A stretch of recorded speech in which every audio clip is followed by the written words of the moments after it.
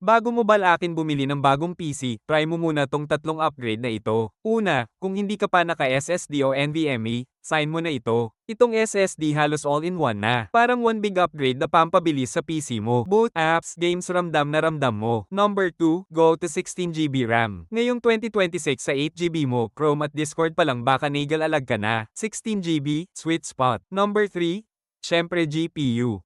Kung bitin ka sa FPS, Matic GPU. Pero double check mo muna compatibility sa PSU mo, baka sumabog yan sige ka. Swak ba? Like and subscribe for more.